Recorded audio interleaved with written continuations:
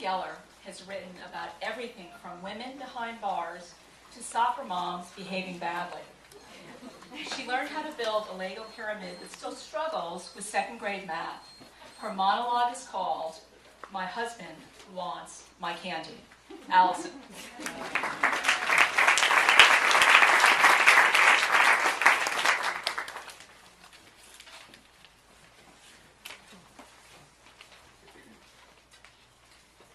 My hubby wants my sweet stuff, but he can't have any. I keep it all for myself. Can I have a little treat? He gives me a plaintive look. Oh, here, I hand him 3 chocolate-covered pretzels. That's all? I agree that it's pathetic, but he's gaining weight and I'm stingy. I'm an unfaithful tart when it comes to my Twix bars and Whoppers. I started hoarding candy in elementary school when I secreted half-pound bags of M&Ms from my mother, whose sweet tooth was merciless. My father, the doctor, hid the homemade cakes and boxes of C's candy he received from his patients and passed the informations to my brothers and me under his breath. Trunk in the car, art cabinet, behind the acrylic. The hiding habit stuck. Stephen and I met and got married, and soon I realized I had a big problem. He wanted my candy. I desperately stockpiled it. Gummy bears in the pocket of a winter jacket, Pepperidge Farm Geneva cookies in the filing cabinet, Cadbury bar in my makeup bag, and in my grandmother's fancy soup tureen, a package of cinnamon Pop-Tarts. I inherited the sugar habit from my mother, along with the wave in her hair and her big feet.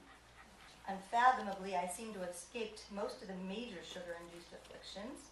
Despite my M&M popping habit, I'm thin and only sometimes succumb to violent mood swings. Stephen is not so lucky. His waist has expanded during our 12 years of marriage, and his doctor has warned of climbing cholesterol. Unlike me, he can't stop at one Pop-Tart, and he once had a very bad night after consuming a jumbo bag of Swedish fish. During his more reckless moments, he doesn't ask for a treat, but furtively rifles through my t-shirt stack, a jewelry box, and even my handbag. Fearful that I will catch him in the act, he often rushes through the job, leaving torn wrappers and sugary crumbs in his wake.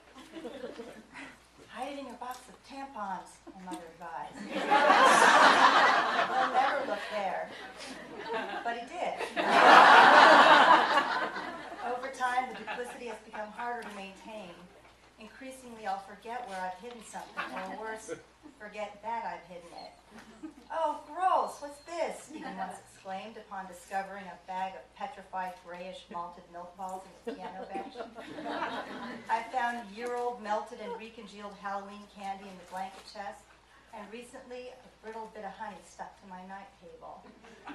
The surest sign that my game of hide the sweets had soured came during a recent date night at the Symphony to hear one of our favorite piano concertos.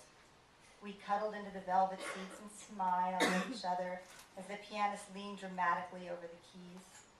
Our reverie was broken, however, when Stephen went to hold my hand and discovered the fistful of Haribo fruit salad candy that I'd kept from him. "You're really mean," he whispered angrily. As the pianist descended into a minor key, I realized it was true. What kind of wife hides her sugary goodness from her own husband? I had to face the music. But this left me in a dilemma. Should I give freely of my treats and let him be the big kid in the candy store? Or would easy access to too many chunkies leave my sugar daddy to a sticky end? When we were married, we promised to do good things for each other, and in this case, I knew it didn't mean sharing my candy, but taking it away from both of us. As his temptress, I was part of Stephen's problem, and I would have to be part of his solution.